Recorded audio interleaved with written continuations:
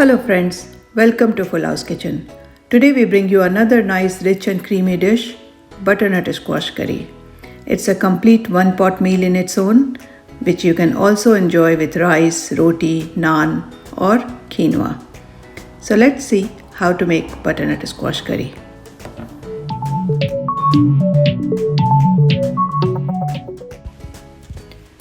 Cutting the butternut squash can be a bit tricky.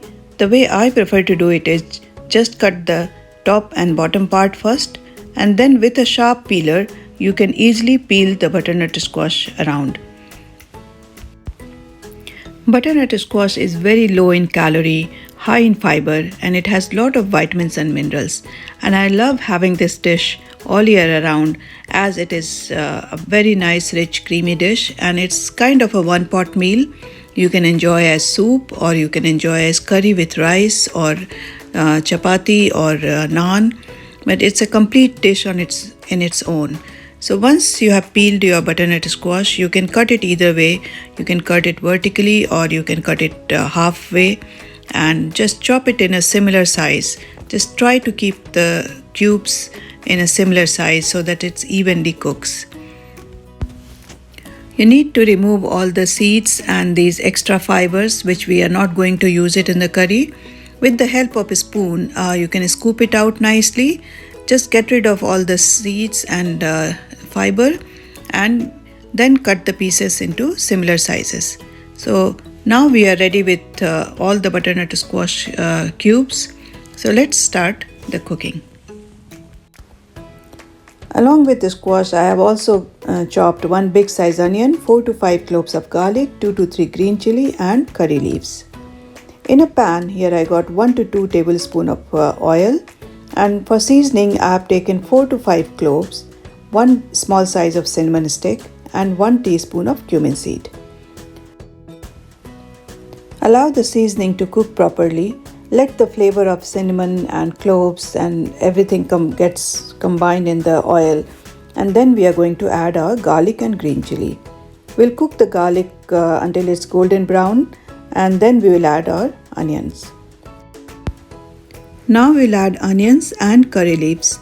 Curry leaves are optional, but if you have it, please use it as the flavor comes really well with this curry, and it also has a lot of good health benefits.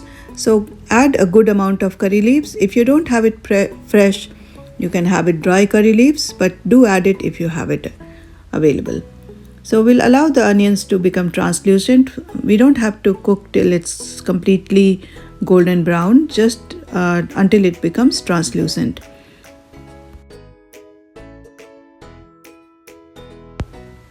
Onion looks good. So now we are ready to go ahead and add the squash into it. Add all the squash together and give it a nice mix.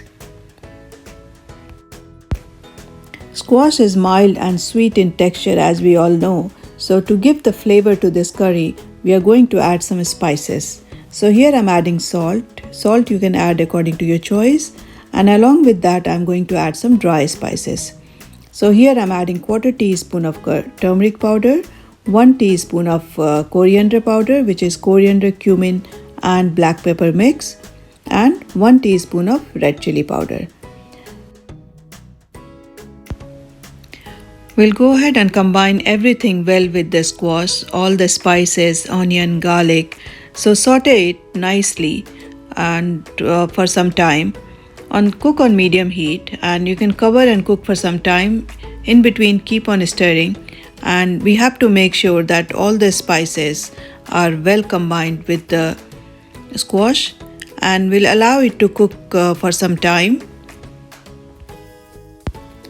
Cook for at least 3 to 4 minutes, and you will notice some moisture released because we have already added salt, and squash is also very well combined with all the spices, and the aroma is just wonderful. So now at this point we are ready to add our beans. Here I'm adding canned chickpeas. So either you can add canned chickpeas or even black-eyed beans goes really well with this curry. And now we are ready to add our coconut milk. Here I have added 1 can of coconut milk, and I have only used half can of chickpeas, but you can add full can of chickpeas as well. And now we'll give it a good mix and allow the curry to come to a boil. Keep the flame on medium high, which will allow our curry to come to boil fast, and once our curry is boiling well, then we are going to cover it and reduce the heat and cook on medium. I would like to mention that I have added 400 ml coconut milk, and depending on the size of a squash, if you need, you can go ahead and add some warm water. Just make sure that you have enough liquid for the squash to cook well. Go ahead and taste your salt and chili at this point and add according to your taste bud.